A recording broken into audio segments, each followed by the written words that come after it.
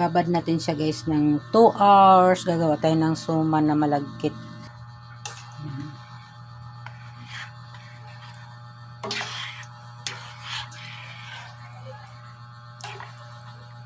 Ganito ang pagluluto ng suman malagkit guys. Ito ay 3/4 na malagkit. Ibabad natin siya ng 2 hours. Yan. Bigas pa lang po yan guys ha. Bigas pa yan. Babad natin siya ng 2 hours sa mainit na tubig. Tapos gagawa tayo ng ng gata at mga iba pang ingredients. Tsaka natin siya ilagay doon. Aalisin natin tong tubig na pinagbabara natin sa ating bigas na malagkit. So ayun guys, mag-umpisa na tayo maglagay ng ating gata para sa ating suman na malagkit. Ito guys, 3/4. 3/4 yung ating malagkit na bigas, 3/4 din yung ating gata.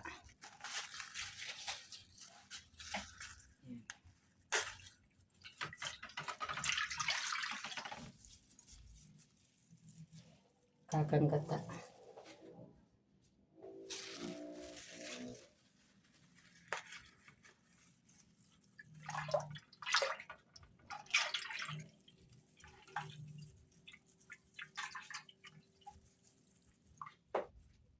Tapos ilagay na natin yung ating konting asin at luya. Naglalagay po kami ng luya.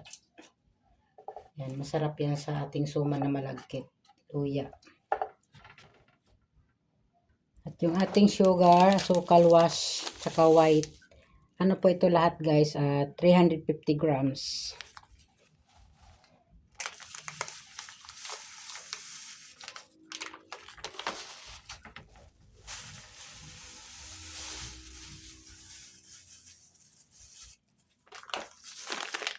Pero nasa inyo na po yun. Mas maganda kung puro puti ang ilalagay natin na sukal.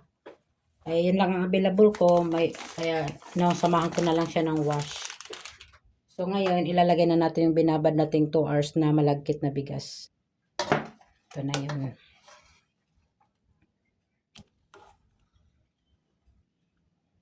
Yan, nakababad na siya.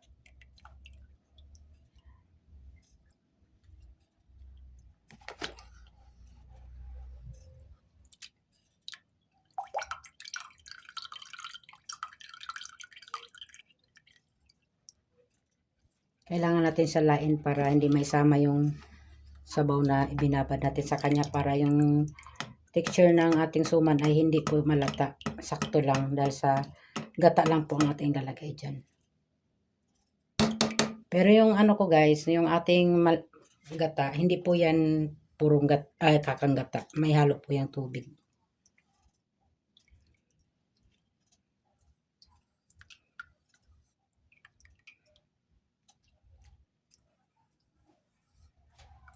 Yan. Ito, sasalain muna natin dun to sa lababo. Hindi na kaya ng pagkakamay ko. So, ito na ang ating huling ilalagay. So, isasalang na natin siya sa apoy para ay maluto yung ating bigas malagkit. Kaya nahaluin na natin. Kailangan haluin natin maya-maya.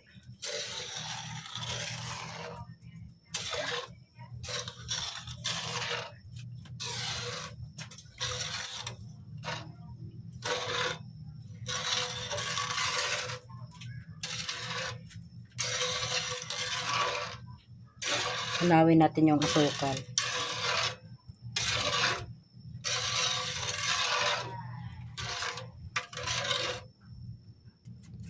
So, haluin na naman natin ulit. Ang paghalo naman nito guys, wag tuloy-tuloy.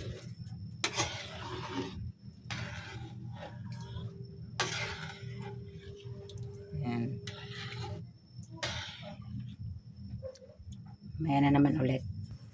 Ayan, haluin natin para hindi masunog yung ilalim.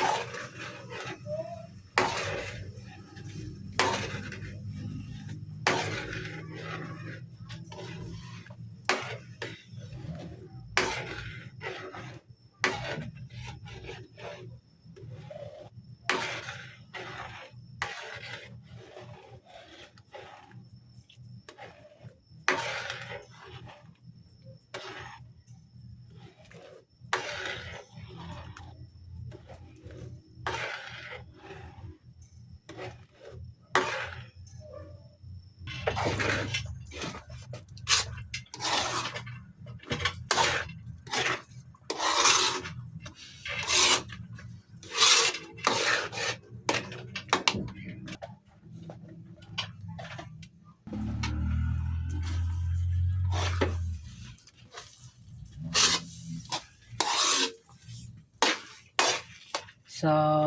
okay na guys. Palamig-lamigin muna natin siya bago natin balutin sa dahon.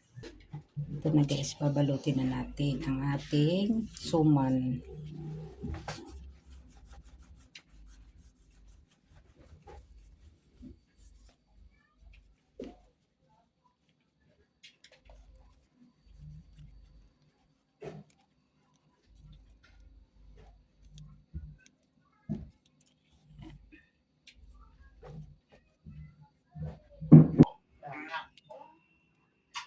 Ramos.